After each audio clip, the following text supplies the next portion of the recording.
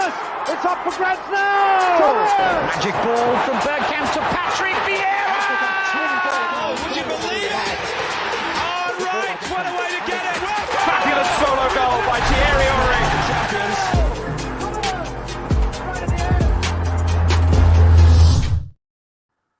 Good evening and welcome to another edition of the Arsenal Lounge. A big hello to the loungers.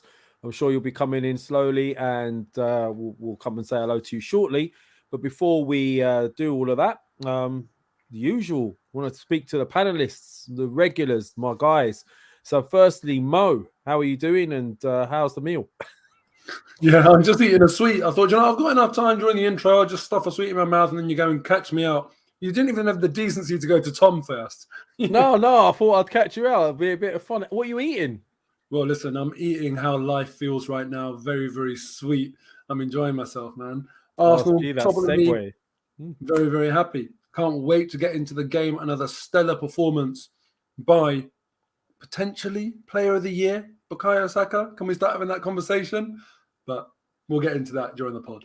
Yep, we sure will. And Tom, how are you doing, mate? I can see you went. Didn't you have a drum and bass event this weekend? Yeah, I did. I'm not stalking you or anything. I just no.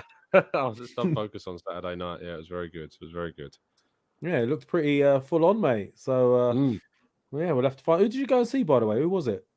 It was Sub Focus.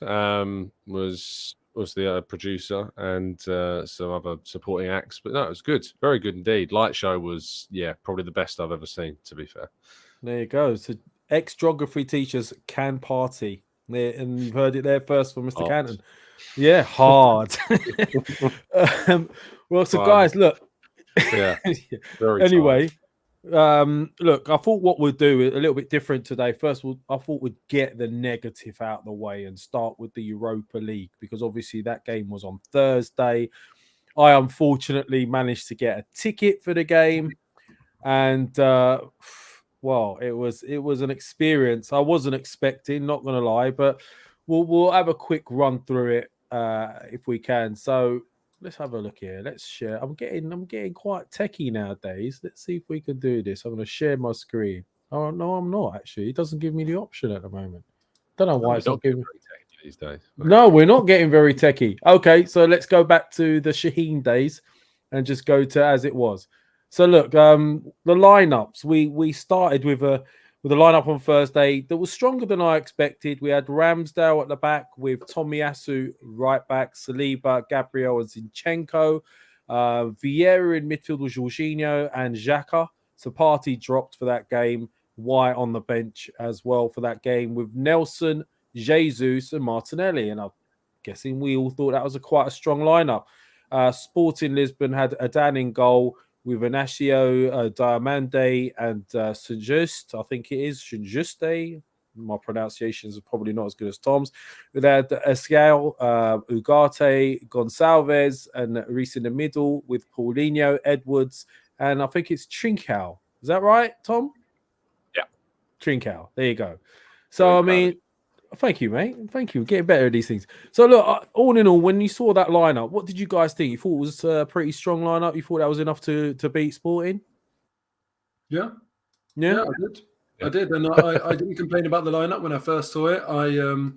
I also found it very, very interesting that Arteta, a lot of people had asked, are we serious about the Europa League or not?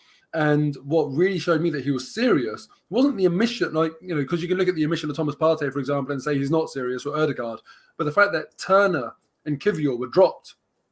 They didn't do well in that first game. And I think the majority of us, if we were picking our lineups, would have said, yeah, he'll probably still start with Turner. He'll probably still start with Kivior. The fact that he didn't showed me that actually, no, he's serious about this competition as well. So I'm a bit disappointed that, it ended up the way it did.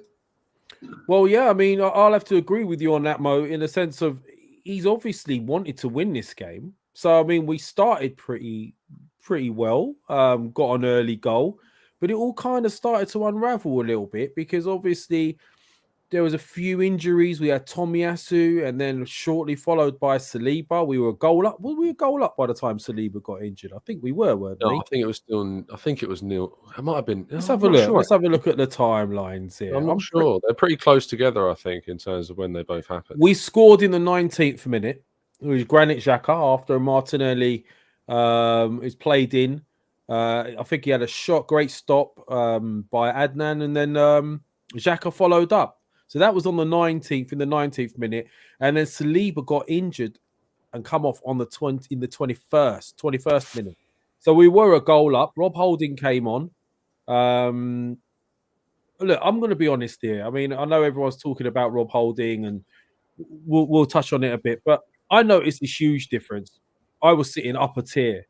So we looked pretty comfortable when Saliba was playing. When Holding came on, you could really see a tendency for him to drift out of position and get drawn towards the ball, make rash tackles, and he was leaving positions in behind. But there was some danger signs there, but we still looked pretty comfortable.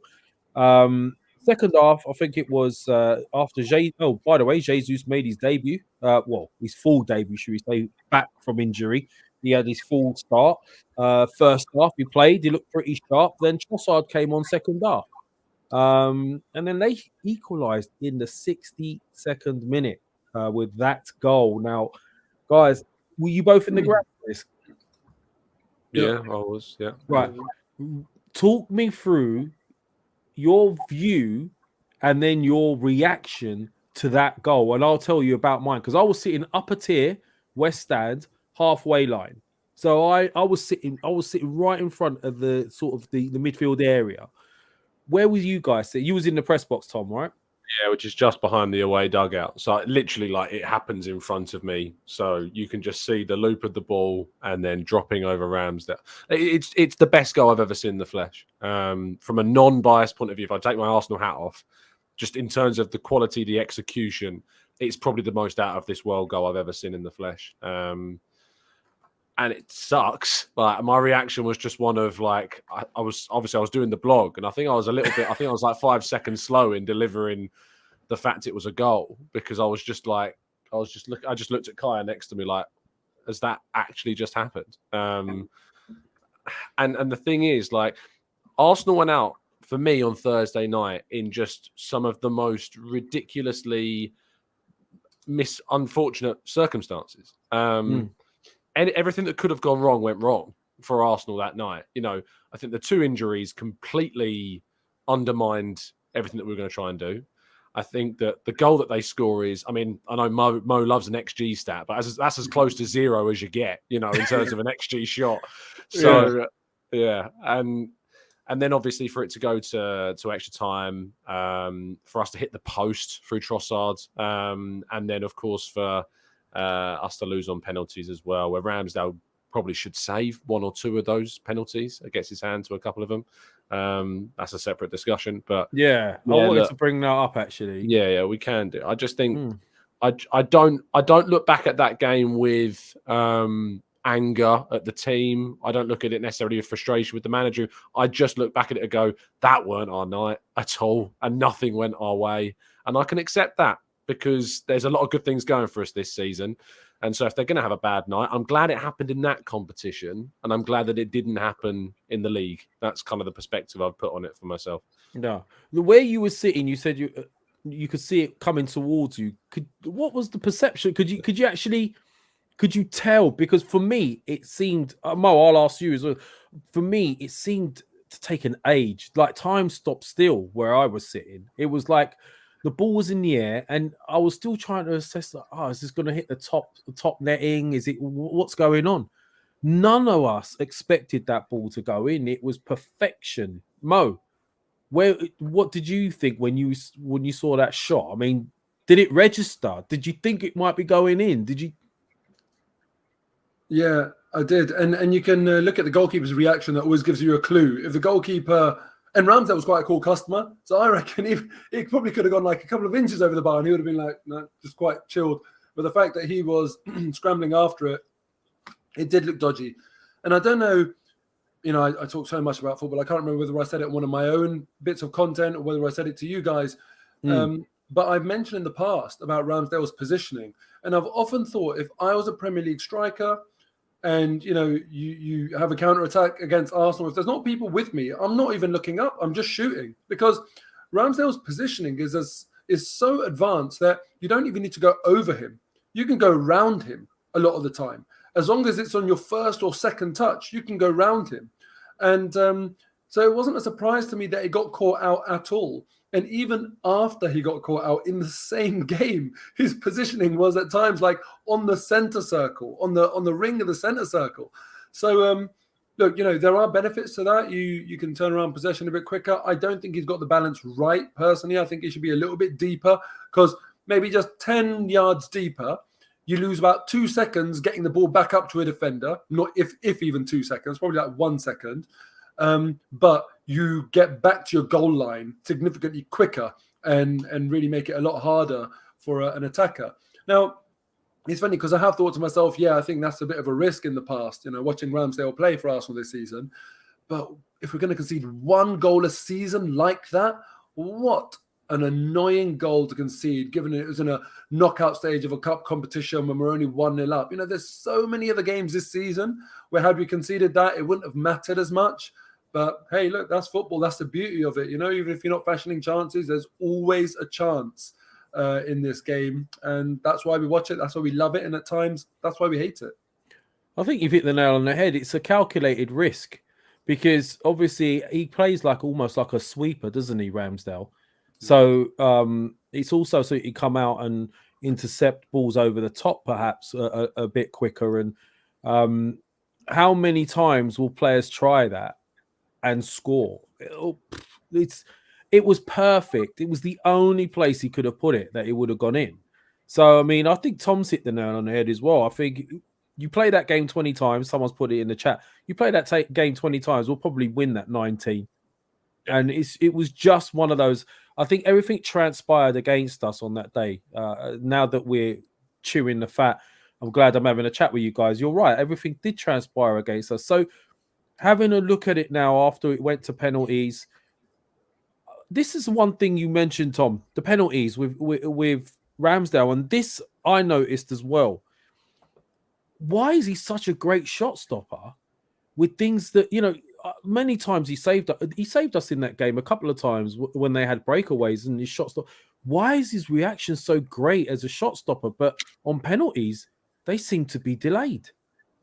I think that he is a goalkeeper between the sticks that tries to read the striker in terms of how they strike the ball from the spot, rather than, say, a goalkeeper that picks a side and is like, I'm going to commit to saving in this direction to give me the best chance if the ball is put there.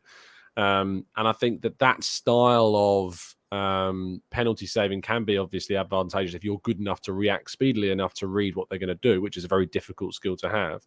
But it's sometimes when you play that way, even if you go the right way, you react that split second too late, and even by getting a hand to it, it goes underneath you. I think that it's something of his game that will develop. It's something of his game that you don't practice in a live situation against opponents you don't know, because obviously you can practice saving penalties, against your coaches or against your fellow teammates. But if you do that every day in every session, you get used to the way in which your teammates take penalties, and you will become accustomed to that. So practicing against people and players that you don't come across very often, we haven't conceded that many penalties at all, this season. In fact, I'm trying to remember one. I think we conceded one against Spurs at home, and that's the last one I remember us conceding.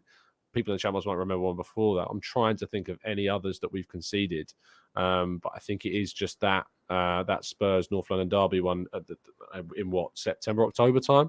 So yeah, he's not been able to. You don't get the chance to practice. If you are, as I say, Ramsdale is, I think he's an instinctual goalkeeper, and that's what he does really well in terms of shot stopping in open play. But when it comes to penalties, I think that does put you maybe on a little bit of the back foot. But And West Ham in the chat box, people are saying as well, was another time that we considered penalty. So twice this season, 2 chances to practice against unknown opponents. It's a really difficult skill, and not one that when we had Petr Cech and everyone was like, oh, he needs to save a penalty. It's not really something I'm that hung up on with goalkeepers, because it's such a rarity that you rarely do. I mean, it wasn't for us in the past because we had players like Mustafi giving them away every week. But I think it's such a rarity. It's never something I really hold that strongly against or for a goalkeeper, is their ability to save penalties, because it's just such a rarity that you have them. Well, perhaps in Europe, it might be an important thing to be able to do. And hopefully this is something he might have to try and work on in training, in the sense of maybe to have that, try and instill the same mentality in the penalty scenarios as he does in other shot stopping scenarios, because he's instinctive. So I think I'd like him to be instinctive. Before we go on, Sam Tresidder, thank you for your support. Hey all, he says, happy Monday to you as well, Sam. Completely off topic, but thinking of our friend Vieira, do you think that clubs should be limited to transfer windows when looking to sack hire managers? Mo, I'll give you that very quickly. It's an interesting concept, but you look at when most sackings occur, and that's when you find a team trying to avoid relegation. So after, all we'd see then is even more ridiculous sackings, people preempting bad performance in January. So I feel like I get it. I get why that comment has been put there, but I don't think it'd drive the right behaviours. I don't think there'd be any less sackings. And then you'd unfortunately have some occasions where a team is just, don't stand a chance, where actually sometimes you need to refresh a team to survive relegation. And from football club owners, they'd feel very, very frustrated by the fact that they can't intervene to save their season and, maintain the riches of the Premier League because of this rule that's come in that wasn't there previously. So I feel like it's a bit of a no-go, but maybe there needs to be something else within the rules of football to help managers out a little bit. Because look, talking about Vieira, like the comment mentioned, that frankly was ridiculous. We saw, and if you haven't been watching Palace, it's not a surprise. It's no different to normal weeks. But we saw against Arsenal, I think it was Mateta who went clean through. He got flagged offside afterwards, but he went clean through, and Ramsdale read it like a book. It wasn't in Edouard. Edouard, sorry, Yeah. They have not been able to finish anything all season. They are awful. Zaha is probably the only player that can actually finish for them. Elise and Eze, fine, they're not too bad, but they do not have a striker. And people might say that, look, wasn't Mateta that Vieira signed? So, he signed one of those strikers, but ultimately not every striker is going to work out for you, right? And I believe that if Vieira had a half-decent striker, Palace would be absolutely fine right now. So I really wanted to slap Palace like we did out of a bit of annoyance at the way they got rid of Vieira.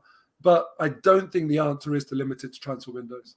And the crazy thing is now there's talk of bringing back 75-year-old Roy Hodgson, which I don't understand. I mean, other than he did have a bit of a bad run, Vieira, but you can't deny that he had improved the way Palace were playing this season. So, I mean, it's a strange one. We've only sort of 10 or so games to go. And, I'm in agreement with Mo there as well. I think it was a ridiculous decision. And you, Tom. By the way, I've only just realised, thanks to a couple of the guys in our chat, I'll say Ronnie Pickering. Ronnie Pickering's fat. Ronnie Pickering, isn't it? It's just like, it's Tom's microphone. Odegaard. That is actually... Where did you get that from, mate? Because I've got a road mic and I didn't think about that. Someone in my chat box suggested if you added guard onto the end of your Rode microphone stand. So someone was like, you got to cover up the R, and I was like, no, it's just not as funny that way. So yeah, got to keep it as Rode. Come on, loungers, you could have given me that as well. Like, anyway, that's quality, by the way. So look, very quickly, we had pens. It went to penalties. And we all know what happened. Martinelli missed the last pen.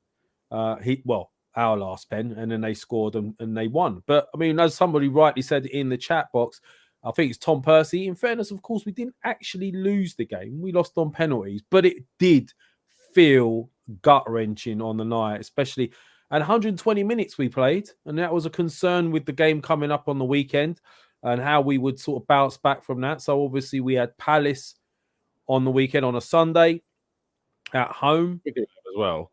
What's the that? irony that we've bemoaned away goals for years. Yeah, and going and the out on one away time, yeah, the first time that it's not in typical there. Arsenal. That is typical. You're just so right. I was thinking the same thing.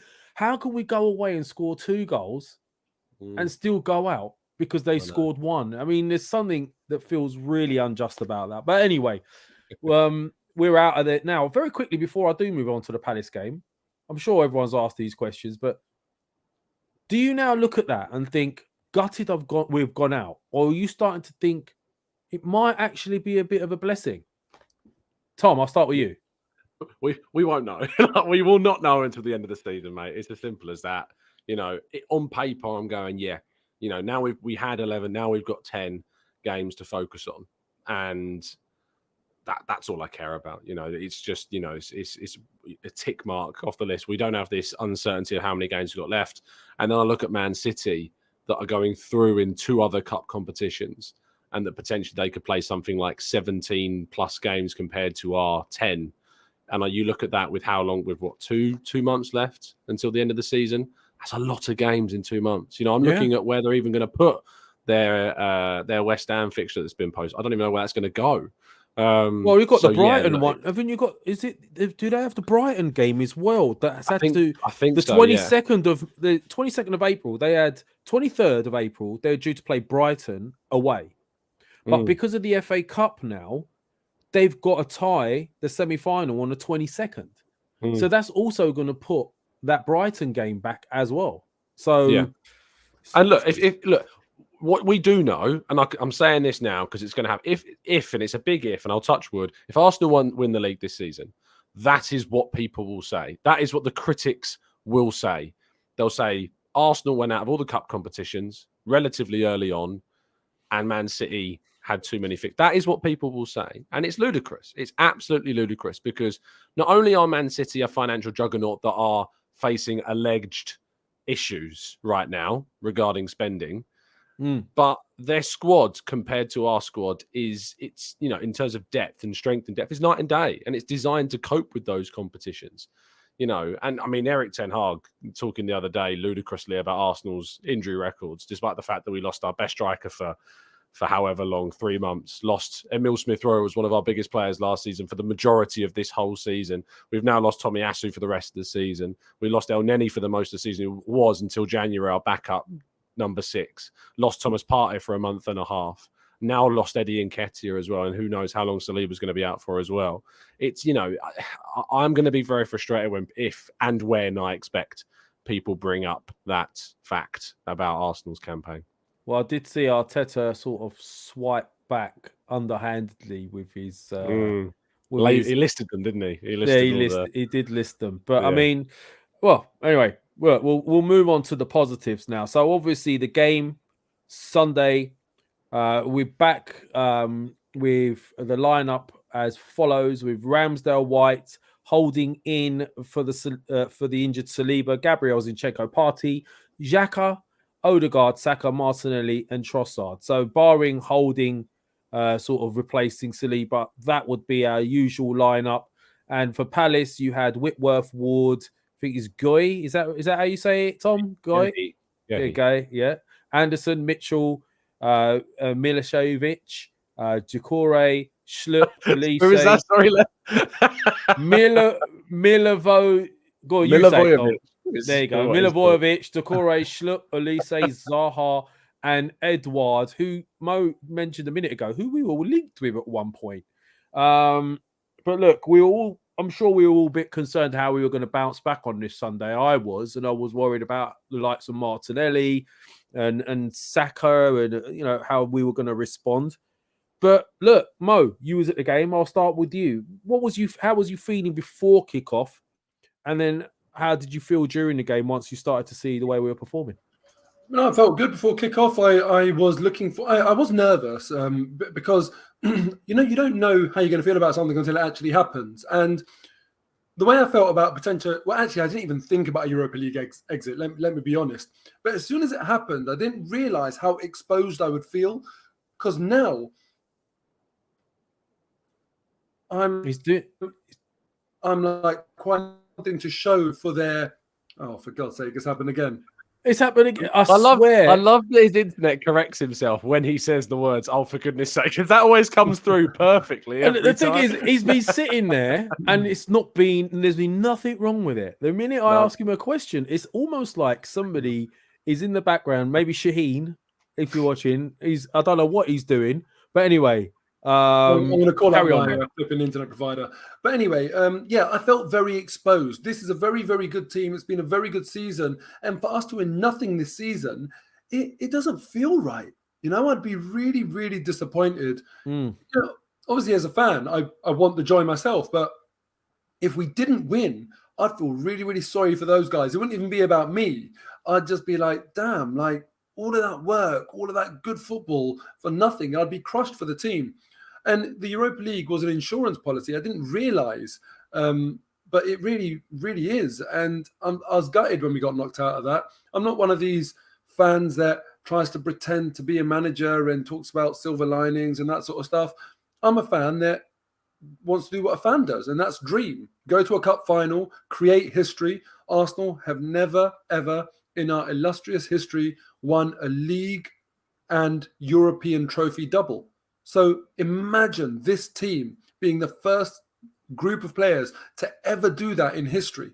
That's what we should be doing as fans, dreaming about stuff like that, about an incredible night in Budapest in May, rather than talking about, squad management. You know, it's potentially a silver lining. What kind of rubbish is that? We're not managers. We're not playing Football Manager here. We don't need to pretend that we are. You know, I think sometimes it's smartest guy in the room syndrome, where everyone wants to kind of come up with the more considered opinion, the more professional opinion. No, we're fans. You know, who wouldn't want to win a double? It would have been a brilliant night. How many European trophies have we won in our history? Frankly, for the club that we are, it's an awful European record. Let's go and correct that. And don't get me wrong, I hate the Europa League. I really do. But no matter what competition we're in, let's just go and flip and try and win it. So I was really annoyed. And then I was like even more frustrated by all of the silver lining crap that I was hearing afterwards. That I just dropped as well. Yeah, no, but you asked the question. So I don't know how you feel about it. But loads of people do feel like that. Loads of people are actually happy. And like Tom was saying, we don't know. The only way we're going to know is at the end of the season, we'll look at the games that followed a Man City European game, and we'll look at the games that would have followed an Arsenal European game, and then we can analyze them and say, was it a blessing in disguise? It may well be, but we don't know that. So you can only go on the evidence that you have in front of you. I'd rather Arsenal got through and even played a reserve side than just get knocked out. So anyway, that's the annoyance that I wanted to share on that. But what I wanted to see with Palace was, how are we going to respond? Because imagine we lose that, or we don't lose, but we get knocked out of the Europa League. Then we drop points against Palace. Then it's the international break. We've bottled our chance to go 8 points clear. You know, you can imagine the narrative then. Oh, Arsenal is starting to unravel. Now it's just going to lay in people's minds over the whole international break. And what's that going to do? The reality is we did what we needed to do. We were clinical. We were intense from the first minute to the last. Don't think for a second that, we conceded a goal because we switched off. It was just a bit of bad luck. The intensity remained. It was a really, really good performance. Martinelli, half an hour after, in terms of game time, half an hour after missing the penalty that we get knocked out of the Europa League for, goes and produces such a clinical moment like that. Perfection in the box, touch to control, touch to go past the defender, and then bang, right in the corner. On his weak foot as well, right? On his weak foot. So that's what he needed to do to bounce back from that disappointment. And that's what the team needed to do.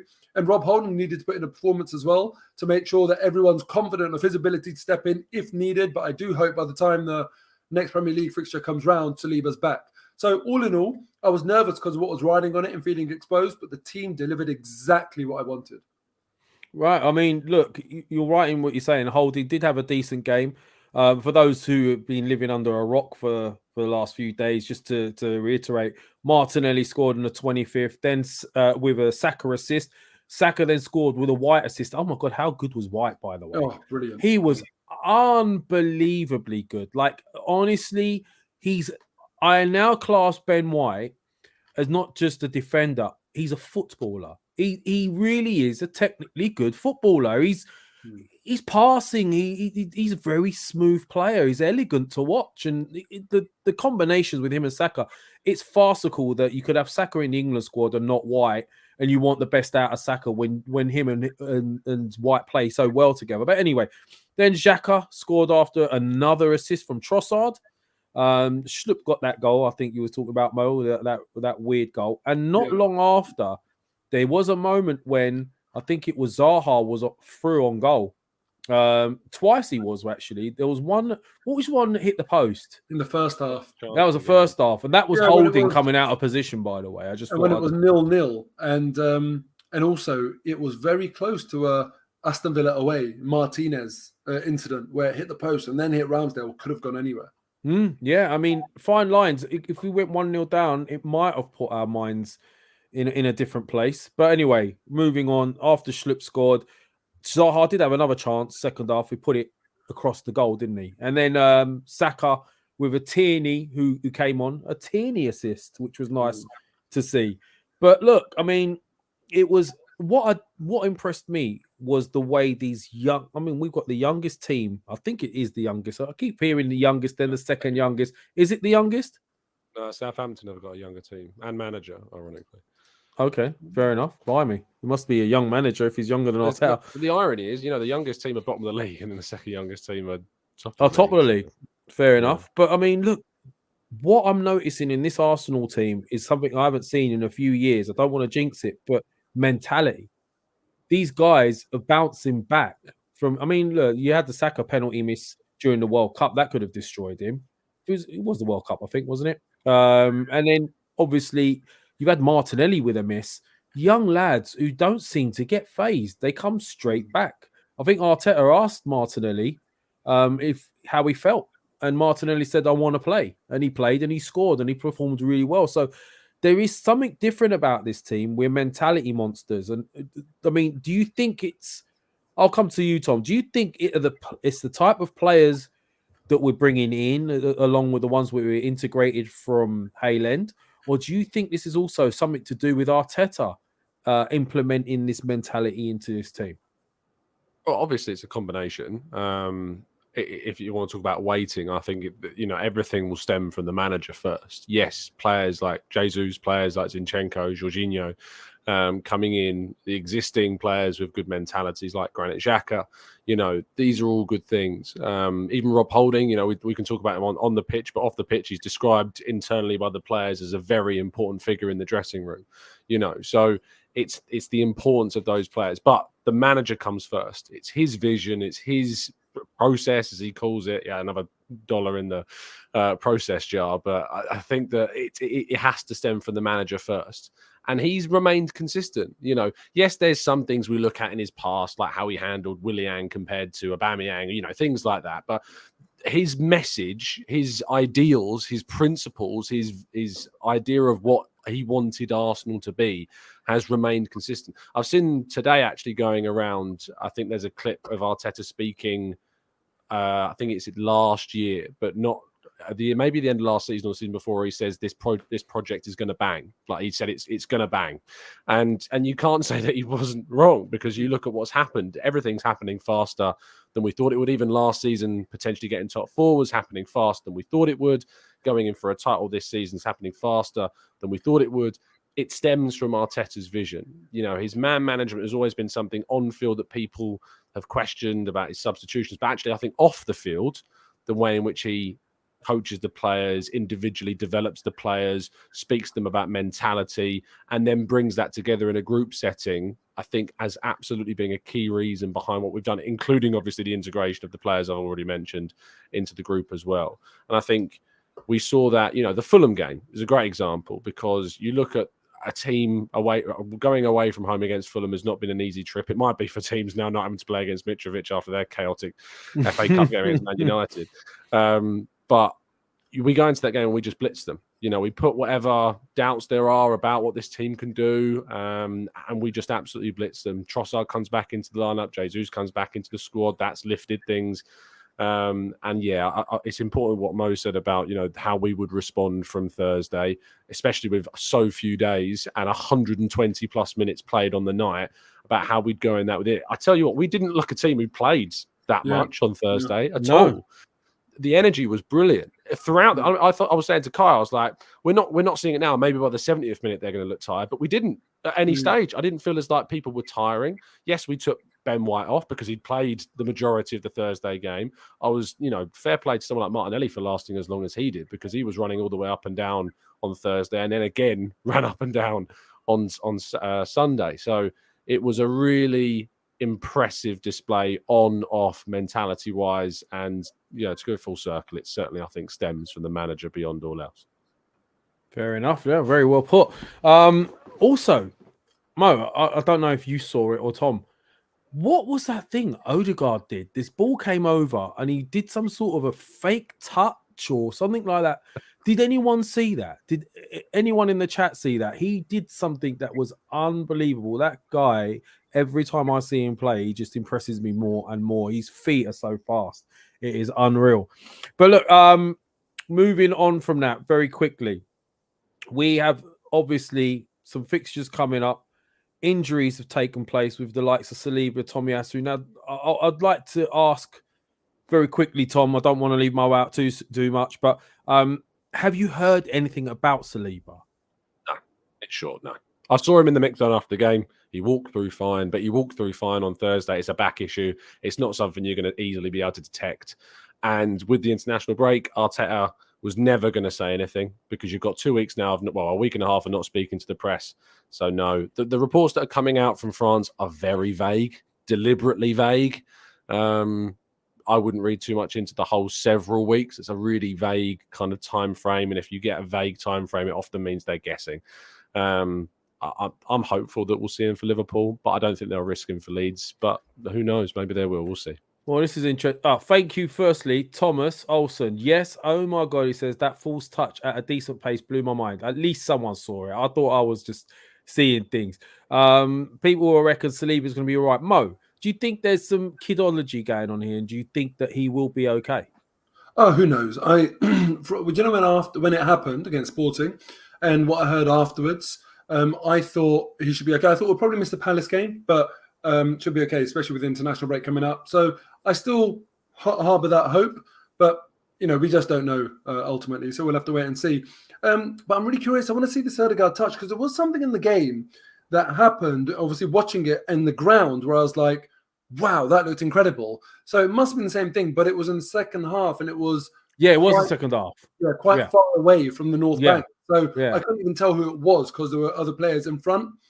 So yeah, I want to know what minute was in, so I can go and check it out. If anyone is... If someone in the chat, Thomas, I know that you spotted it.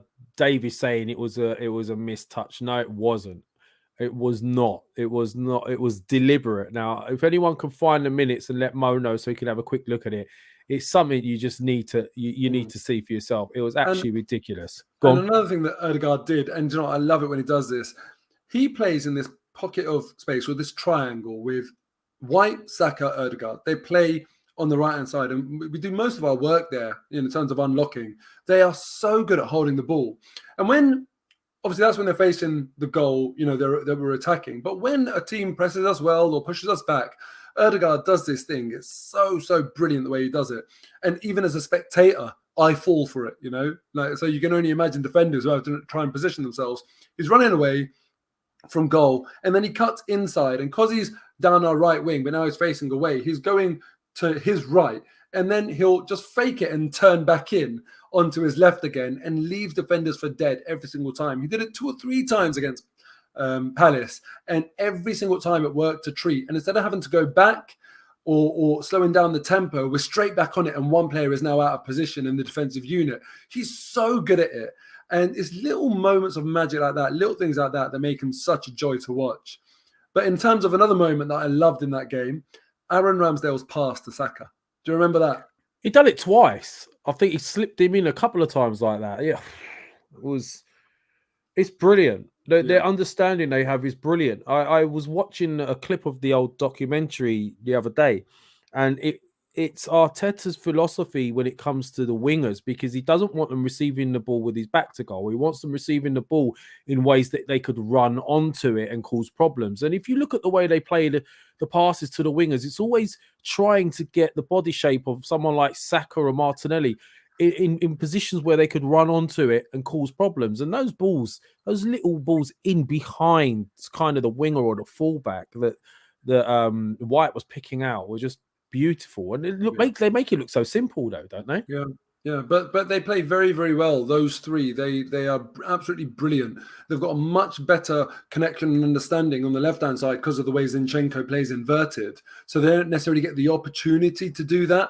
And then obviously you're talking about Xhaka, who might occupy that position versus Odegaard, and Odegaard's a different level. So he really keeps things ticking along. Saka's really good at sort of varying his movement to be able to get inside, and he knows Odegaard will play the pass. I just absolutely love watching it, and especially North Bank where I sit, it's to the left of the goal, so I just get to watch that all second half, most games, and they just got such a good understanding. I love it.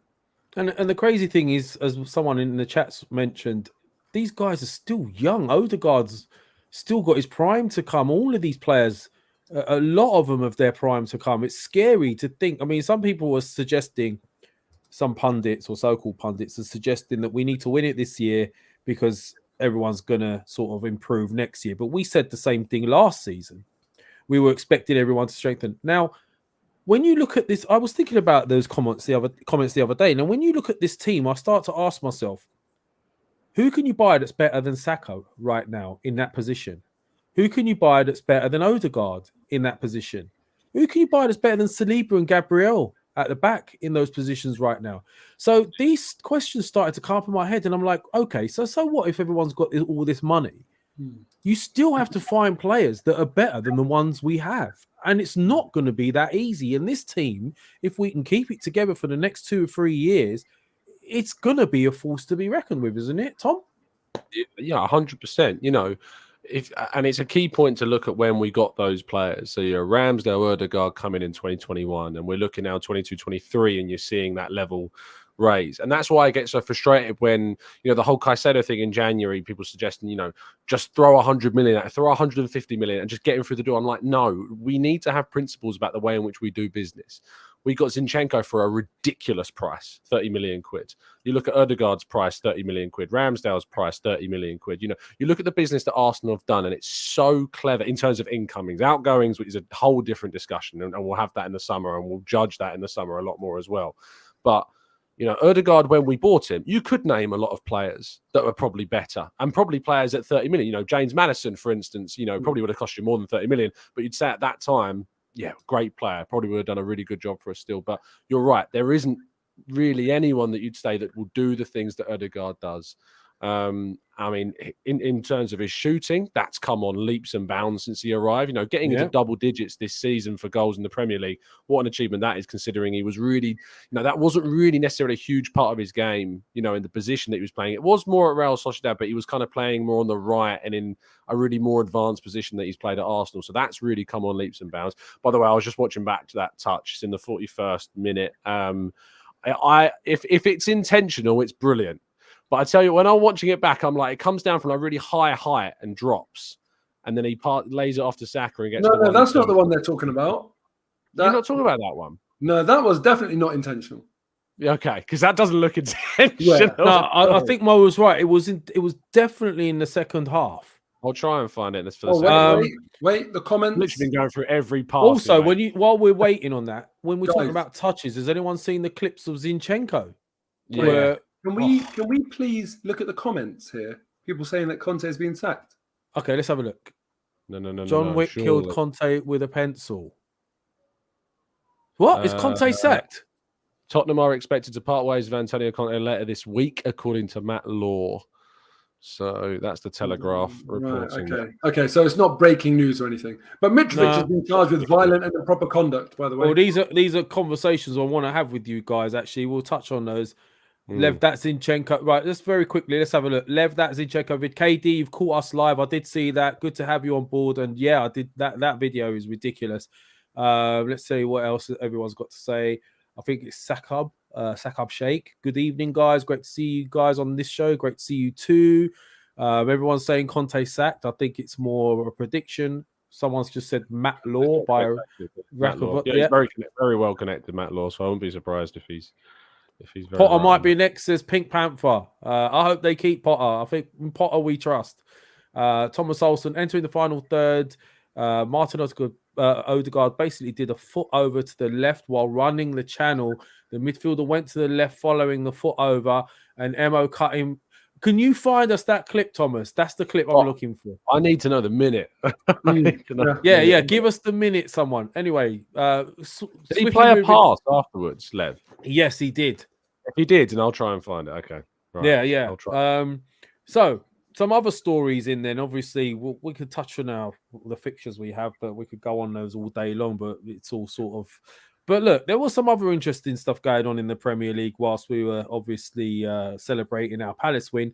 Fulham were playing United. Now, this is the annoying thing for me. All this running and we're hardly on television. It's like they say the revolution won't be televised. Well, it seems like our Premier League title win might not be televised the way it's going. But anyway, Fulham, who we trounced only a couple of weeks ago at their ground, was giving United a very, very tough time. And let's be honest here, United didn't look like... I didn't see a way out for them, really. Willian, I was actually saying, where was this Willian when we had him? Because this Willian looks a totally different Willian. We could have done with him the way he's playing right now. And then lo and behold, the whole Man United luck kicked in. Something happened. I think Willian was out of position. They gone through, have a shot. Willian tries to cover it. It's a cross between his knee and his arm. It's an handball. We would say, if it was us, we'd say a handball. Now, I'll come to Mo with this first. This handball, do you think it's enough to just give a penalty? Do you have to give a penalty and send him off, which is a bit like double jeopardy, really? I don't know. I don't know if that was deliberate. He tried to run in and block it. And then, obviously, we know what went on after that as well, because obviously Mitrovic reacted. I think the manager got sent off first. Mitrovic reacted with a little nudge. Now, we noticed last week as well, or the week before, Bruno definitely pushed a linesman. Now, what's your take on all of this, Mo? I mean, you know what's being said. I absolutely despise Man United. Trust me, I do. But as much as Tom? More. Honestly, more. Mm-hmm. We'll have to have a Tom off. We'll have to have a United off. But look, the Bruno one, when he touched the official, was different to the Mitrovic one. Bruno's was to get on with the game and sort of like move him out of the way a little bit, as far as I remember. And Mitrovic's was like the game was stopped anyway. It was just annoyance, pure annoyance. And I think Mitrovic does deserve a really big ban.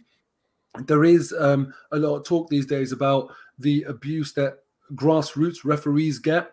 And you know, one thing that's absolutely amazing, right, is I remember I was listening to a grassroots coach, and he was talking about some of the things that children do on football pitches. So, for example, they will score a goal, and then in their celebration, they'll do stuff like this. Oh, yeah.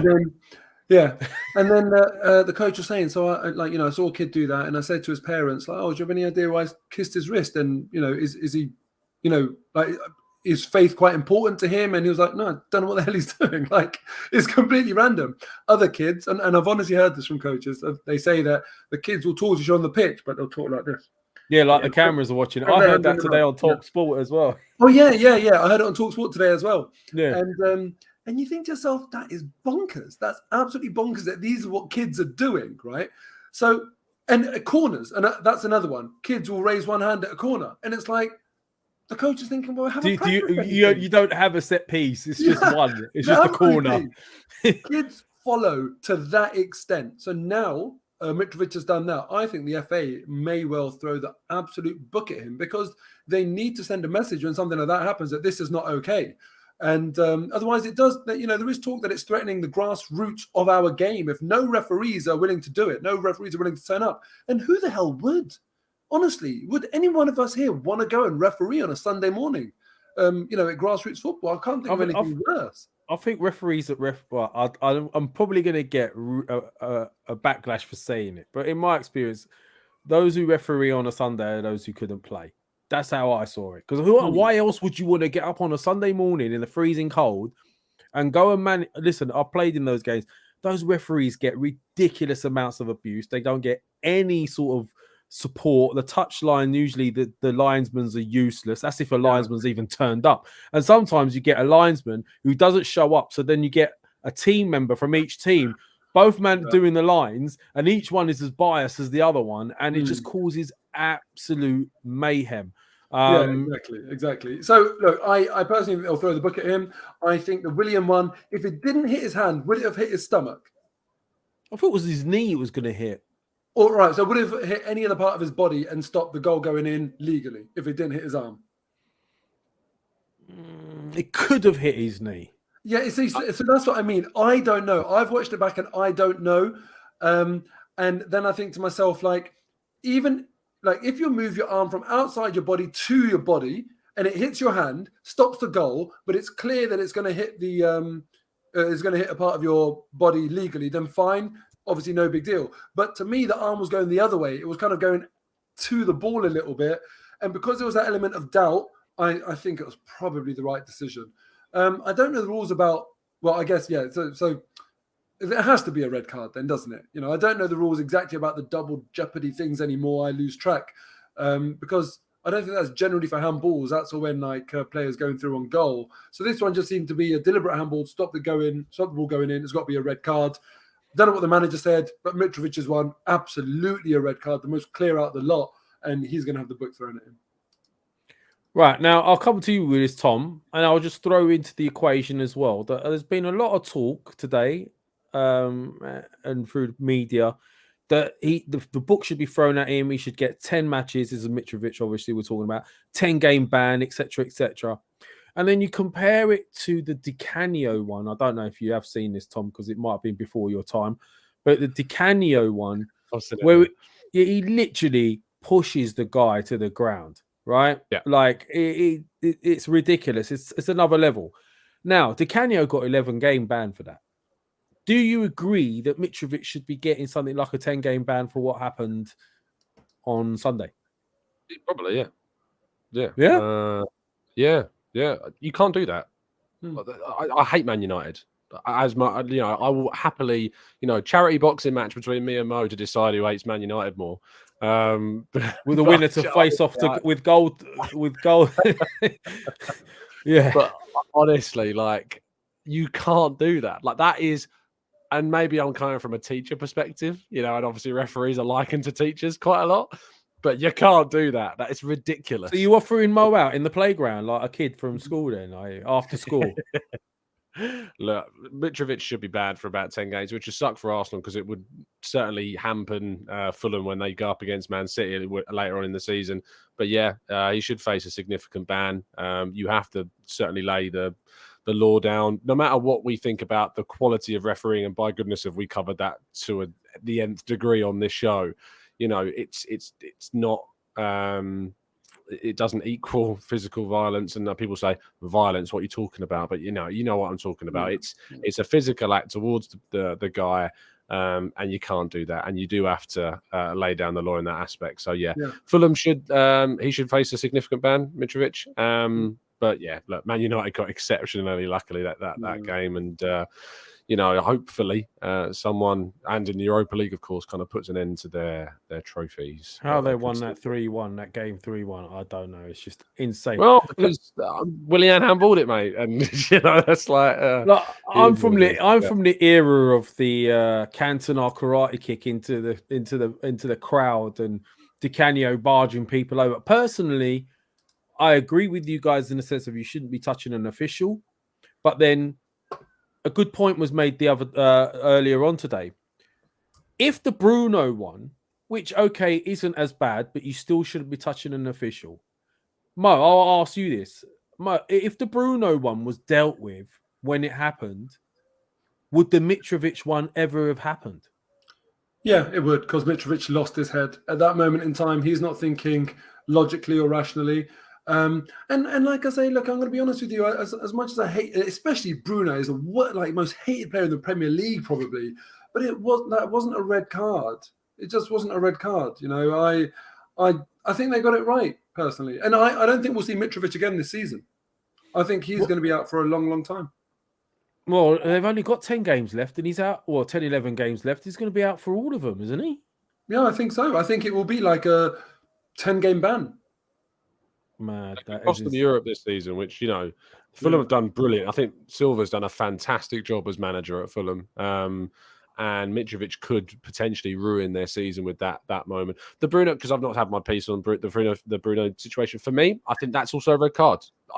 It's obviously football's really binary in the cards that come through. You have red and yellow, and it's two options or nothing. Of course, is the other one. There isn't red. Is you can have a hard red or a soft red or a soft yellow or it's an orange card. We talk about the theoretical orange card because yellow is not good enough of a punishment, but a red is too harsh. That's the problem with football because there's so many binary punishments regarding what we judge things on. For me, you can't touch the officials. Fernandes can't do that. And yes, it's about speeding the game on. You have to run around the referee. You can't lay your hands on the officials no matter what the context is. Yeah. And for me, he should be sent off in that for that moment. And I'd be saying that the same if it was an Arsenal player as well. And I'd expect the punishment there as well. And you know what? It's interesting actually because Tom talks about binary punishments, but actually this rule is very binary. You cannot touch the officials in like other than like in a friendly way. Like obviously you can. It's completely different if you're like patting him on the back or whatever. So we're being realistic here. And he didn't do it in a friendly way. He did it in a frustrated, impatient way. Now, if the punishments are binary, the offence can be binary as well. And it's just like offside, where sometimes we turn around and say he was barely interfering with play. It happened way before the goal got scored. Blah blah blah. But then we just turn and say, well, offside's offside. It's just binary. And then we don't complain about that being applied to the letter of the law, even if it's a bit sort of like, that's not what it was necessarily trying to prevent happening. Obviously, when offside first came in, why did it come in? To stop strikers marking goalkeepers, basically, just goal hanging, and now it's evolved to such a degree. So likewise, I think with this one, if someone had said, if Bruno had got a red card, even though I don't think it really deserves one, and they just said, look, that's just the way it is. It's just binary. And he did put his hand on the official in a way that wasn't friendly as such. I'll turn around and be like, fine, I see that, But typical United, when it's them, it doesn't, then the technical application of the rules doesn't happen. Well, funny you say that because when the Bruno one happened, old referee from my days, Keith Hackett, has been tweeting. He's suddenly got a Twitter account and he's tweeting all day long. It's like he's just discovered it. But he actually stated when that happened that Bruno should have been reprimanded for that. And then long after, obviously, the Mitrovic thing happens. And unfortunately for Mitrovic, all right, yeah, he does deserve it. We agree in that. I think it's being a bit overplayed a little bit. But I do feel like he is now going to be made a scapegoat out of just to make sure it doesn't happen again. But look, moving on from that, even more gold that came along for us Arsenal fans during this weekend was Conte's outburst. Now, I mean, we couldn't go past without sort of discussing this. So obviously Spurs were 3-1 up on the weekend and lost that 3-1 lead and ended up drawing 3-3. Now, bearing in mind as well, Conte made some questionable changes just prior to that when Spurs seemed to be in control. He then went on this outburst, blaming the players. The former Juventus boss, who's obviously used to having his own way and winning things, started saying things like, we are 11 players that go into the pitch. I see selfish players. I see players that don't want to help each other and don't put their heart. I don't know what that even means. I think he probably that's his limited English, obviously. But being a team is the most important thing, he goes on to say, to understand that we play for the badge. We have to play to make our fans proud of us. Now, I won't go through all of it, but this is the bit that kills me. He says, here, we're used to it for a long time. The club has a responsibility for the transfer market. Every coach that stayed here has the responsibility. But basically, where the outline is, Spurs, for the last 20 years, haven't won anything. And they've become used to it. They're used to playing without the pressure of expectation. And he's really torn into his players. So, Mo, I'll start with you on this. I mean, what did you think when you saw that? what I thought was that if Chiellini and Conte ever make a podcast about Tottenham, I would learn Italian just to listen to it. I love it when ex-pros and current pros just rip into Tottenham. It's so funny. I remember, I can't remember the player, but it was Di Maria, Angel Di Maria. There was like a rumor about him going to Tottenham. And then someone put together this image where it basically said, I've worked so hard all of my career. I've tried to play at the highest level, blah, blah, blah. So it becomes really upsetting for me when I hear that I'm linked to Tottenham. It was absolute nonsense, as far as I know. It was just nonsense. But the fact that it landed on a picture of Di Maria looking solemn and the quote written there, people believed it because that's just Tottenham. It's just what people say about Tottenham. And you know what? I think obviously Conte can't say this. He can't say it because he's, he's just going to get sacked, right? But he wants to get sacked. He quite clearly wants to get sacked. So actually, I think he wanted to get sacked from last season, Mo. Yeah. I say he can't say it, but actually, it's quite clever because he's going to get a massive payout. He doesn't have to manage Tottenham anymore, and he can go and do something worthwhile in his career, like he has been doing since he, before Tottenham and what he'll probably do after Tottenham. I said at the time that Tottenham got Conte, I wasn't happy about it because Conte is a very good manager, but I said Tottenham's passion for failure is more than Conte's passion for success. That track record that Tottenham have for just nothing, that is so well practiced in that club that will change Conte before Conte gets the opportunity to change Tottenham. And that's exactly what has happened. So I'm absolutely delighted because they had a top manager. They've got a world-class striker. They've got some really good players, and they've wasted this generation. They really, really have. So, hopefully he goes, and hopefully Tottenham get left with Roy Hodgson next year.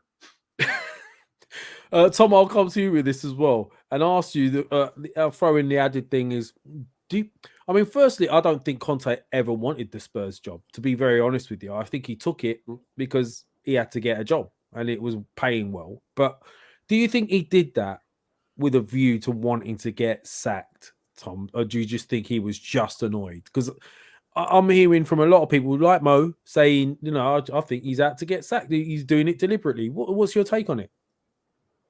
It's very hard to not look at that and think that's the case. Like it's outlandish.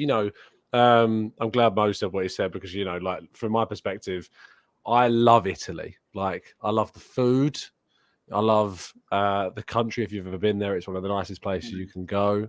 And I love the cars that they produce. Fantastic, beautiful things. And now I can also appreciate something beautiful, which is their judgment of Tottenham Football Club. Because it's just Chiellini, as Mo said, and now Conte have it's the history of the Tottenham. You can't put it more perfectly than they have put it in those statements. And you know what the funny thing is that whenever I see debates between, and I say debate, it's a massacre, but when any Arsenal fan has any kind of debate with a Spurs fan, but the one that's used obviously more recently is that the fact that they've finished over us in the last 6 seasons. And the irony of that is that that's all they have to say against Arsenal was, well, we've finished above you. Who gives a fly? No one cares. We still won more during that period, didn't we? Yeah, exactly. Well, of course do anything with that. There's no question. We won cups during that period. Yeah. It doesn't matter that the most insignificant, meaningless football team that there is to exist. Because if you're a fan of a club, say further down the table, football's all about context. When I don't really buy into the argument, and I have debates with my other half about this because she's a Charlton fan. So she's saying, like, when you moan about Arsenal losing, imagine how I feel as a Charlton fan having seen my club in the Premier League and fall all the way down to where I am. And I'm like, I understand that, but it's all about context. The expectation around Arsenal Football Club, where it's built and grown to, is we have the expectation that we want to push to be an elite team again at the top and want to have that, and we want to build towards that. And thankfully, we're doing that. But, there are obviously teams further down the table that have not reached that, or, there will be teams like Nottingham Forest that have been there once and will want to be getting back there again. But from the context of a Tottenham fan, you have nothing to look forward to. You have nothing to enjoy. You have nothing to be excited. Imagine being born into a family where your parents are Spurs fans, and then when you're kind of like conscious enough to understand the context of your club, you must go, oh crap. I have a confession. My dad was a Spurs fan, and my brother's a Spurs fan. So, no, I couldn't pick that. No. But, wouldn't it be brilliant if, obviously, Tottenham finished above us 5 years in a row now, or whatever it might be, and the 1 year now Arsenal reversed that. Wouldn't it just be brilliant if we do it and we go and win the league? It just absolutely sums the clubs up. It really sums them up that, they can brag about that all they want, and then we just rock up. I mean, it's not that we finished 7th and they finished 9th. We just rock up. Yeah, we finished above you, but we don't care because you won the league. When we go hard. Yeah. So, I think Spurs are becoming like the football equivalent of the Ring for managers, aren't they? The minute any manager goes there, don't matter what their reputation is and what they've done in the past, it just doesn't seem to work. And, that's it. But look, we'll move very quickly. We've got the Leeds game coming up next on the 1st of April. Obviously, you've got the international break. We have got a chance. Like, Tom, in all fairness, you predicted that we could be 11 points clear by the time we play Liverpool. We're on track for that. Because one game away. City have got to play Liverpool at home. We've got to play Leeds at home. So anything can happen. So, I mean, predictions. Can we have a predictions for the league game? Or have we already done them, Mo, very quickly? No, we haven't. So okay. All right. Did I say 4-0 for Palace, by the way? No. I feel like I did say 4-0 Palace. Did he really? Yeah. Oh, you missed it by 1. Honestly, when that goal went in, I was because we were 3-0. Was it 2-0? No, it was 3-0, wasn't it, at the time? And I was thinking, wow, we're on our way to this 4th, and then they scored. And I was like, I wasn't worried in any aspect of us, dropping points or suddenly conceding 2 late goals. It was just I went through the rest of that game, obviously buzzing that we were winning, but there was part of me that died when they scored because I was just like, "It's the prediction's over." So, do you actually follow it then? When you're watching the game, you start because I text Mo sometimes. I hate losing. Mate. I'm one of the most competitive. That's good. You'll ever see. Same for me. Fantasy football in this predictions league is very much there somewhere. Oh, we'll have to do a fantasy football league one day. Well, actually, played it this season, Lev. No. Are you playing fantasy football, Tom, this year? I am. Yeah. And Lev, you're not. Come on, Tom, let's do it. What's your score? We're doing this. Okay.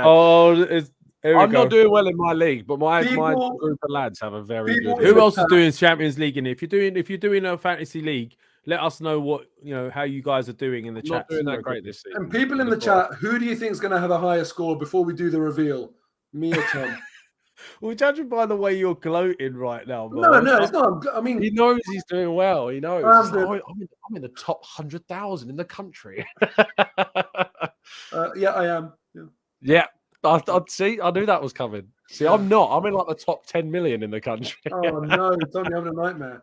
All right. Well, I'm having a bad season. A friend of mine finished in the top 10,000 a couple of seasons ago. Did amazingly well. And what are you, Mo? Top 1,000? No, I'm top 57,344. So I just squeezed into the Emirates. Whoa, nice. So what's your score? My score is 1,781. Nice. And so Ronnie effing Pickering. 634 is mine. But Ronnie Pickering, you're a winner. Full stop. Yeah, that's it. We're not arguing with Ronnie. Yeah. Doesn't matter. You're always a winner, Ronnie. Don't worry. You said yours is what? 17 what, Mo? Huh? What'd you say? Yours is 1781. Yeah, tricks. Yeah, so I'm 1634. So I'm very significant. But I'll tell you, my group of lads that I have at home. So in 3rd place, 1790. In 2nd place, 1829, and in 1st place at the moment was the best man at my wedding, who's 1845. Like they are really good at fantasy, my group of boys, and just trying to compete. With he was the best man, clearly the best man in every way, your mate.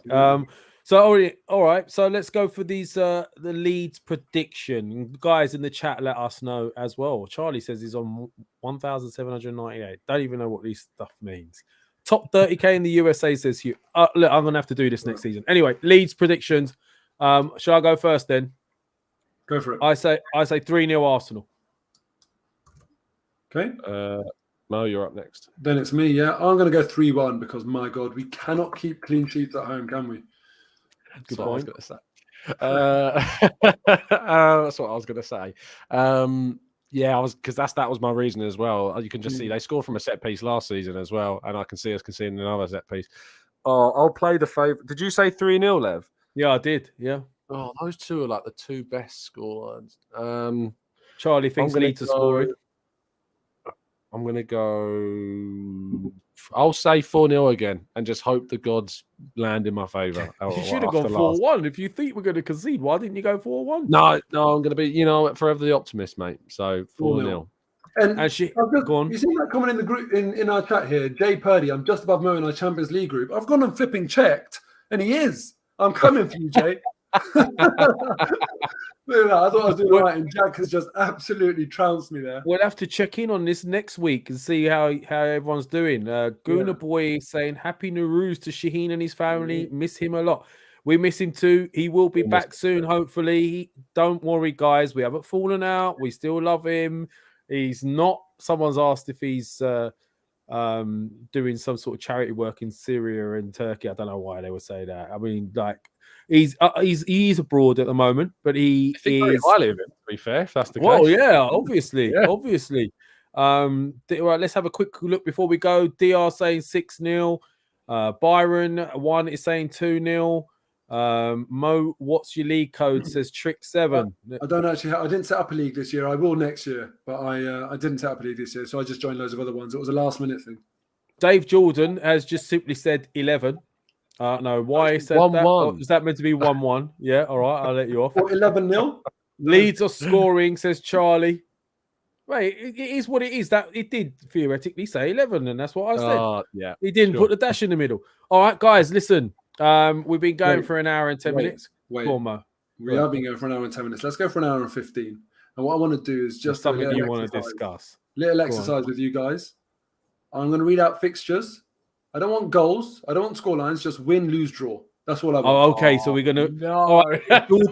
Dave Jordan is getting his wish. He wanted us to go through results, but we're not going to give results. We're just going to say win or draw. 10 games left, so, Dave Jordan, this is for you, mate. Okay, you guys ready? Yeah, I'm going to write these down. Go on. Okay. 1 second. Just writing 69 and 61. And now, Arsenal leads. Win. Liverpool away. Win. Draw. You have to reach. You two have to reach a consensus. What you can only say win or I'll lose. have to reach a consensus. Yeah. I'll go with draw then. I'll go with win if you want. Like, for goodness sake. No, come on. What do you think? Be really honest. Liverpool away. Win or draw? I really think that game. I really, really think we can win that game. Because Tom really said really a lot, I'm going to go with Tom and say win. We're going for the win there then, yeah? Yeah, we're going. That looks like it. West Ham away. Win. Southampton at home. Win. That puts us at... That's 10 wins in a row then. Yeah. Yeah, so and 12 points. We've done 6. So that's the next 4. So you're now saying Arsenal just won 10 games in a row. Okay. Man City away.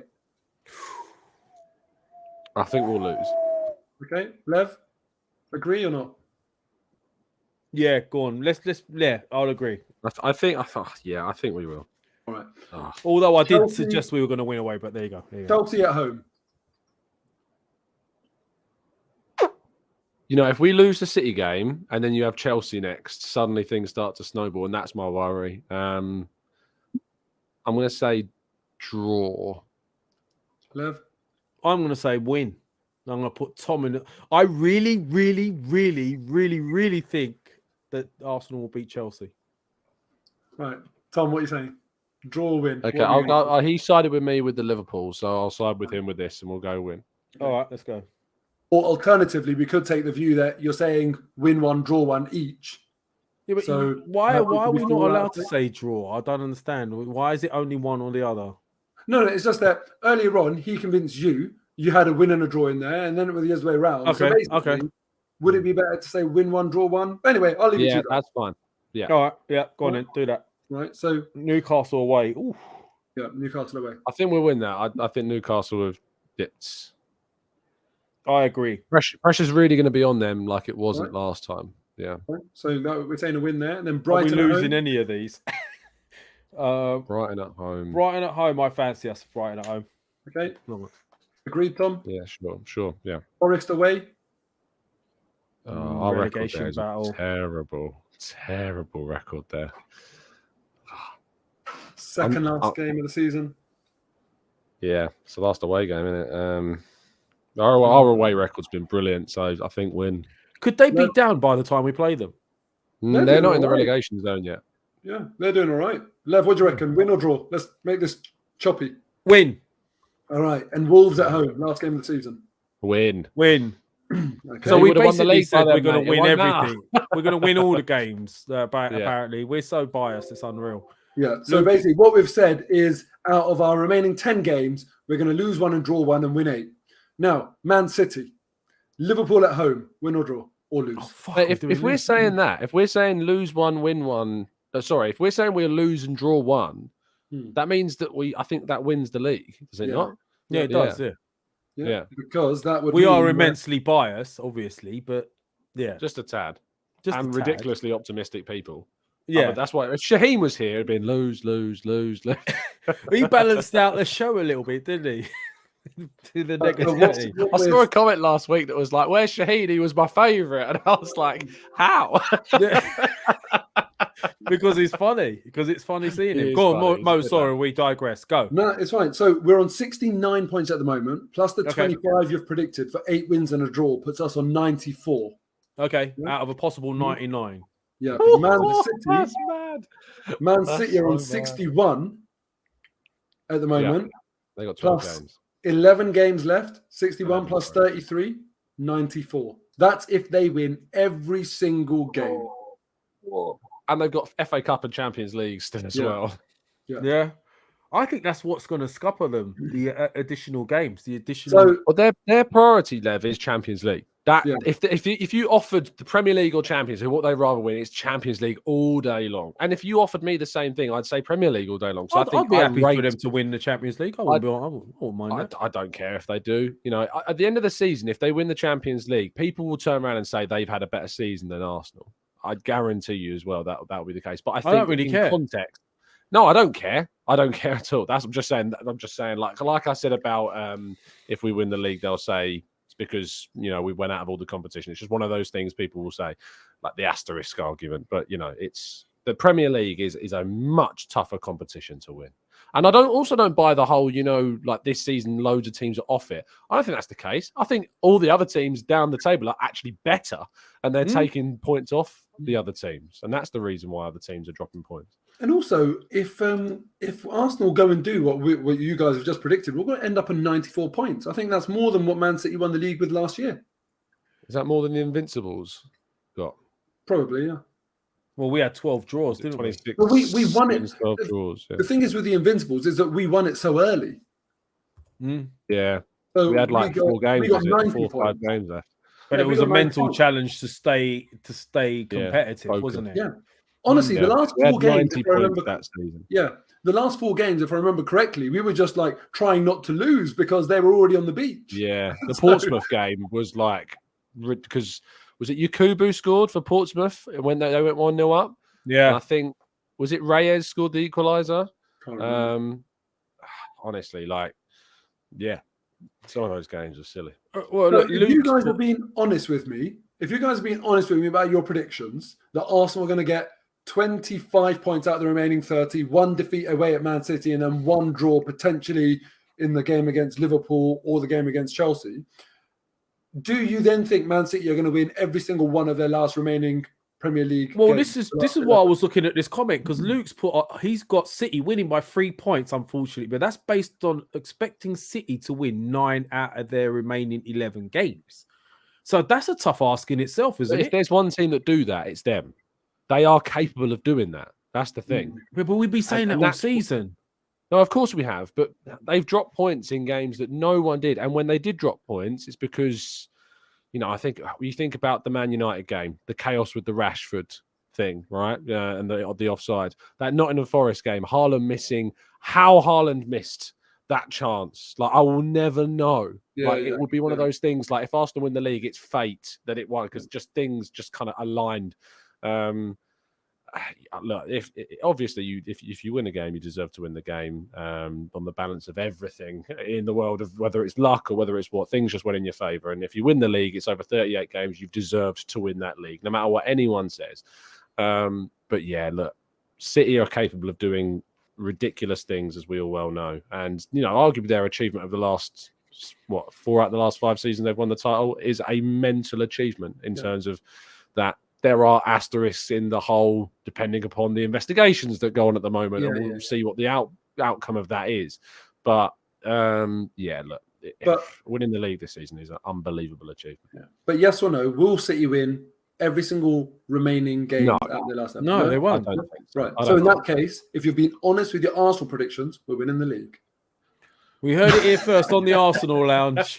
We are winning the league. And for those people that say, you shouldn't be saying this, if it doesn't, but we're enjoying this now. Enjoy it while we think we can win the league. Did you guys see that clip I put into the Arsenal, the group chat? The Arsenal fan that's in denial and will not. He won't say that we're going to win it. And even when his girlfriend says they're going to win the league, he's like, no, why'd you say that? Oh, that's exactly how we feel. Yeah.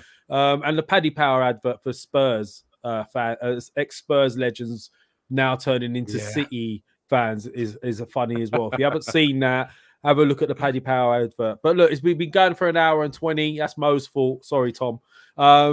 Listen, it's been a pleasure as always. Let's hope we keep winning the international breaks here. I think it's come at a good time for us. I do think it might be fate for us to win the league. Saliba hopefully will be back when we're facing Leeds.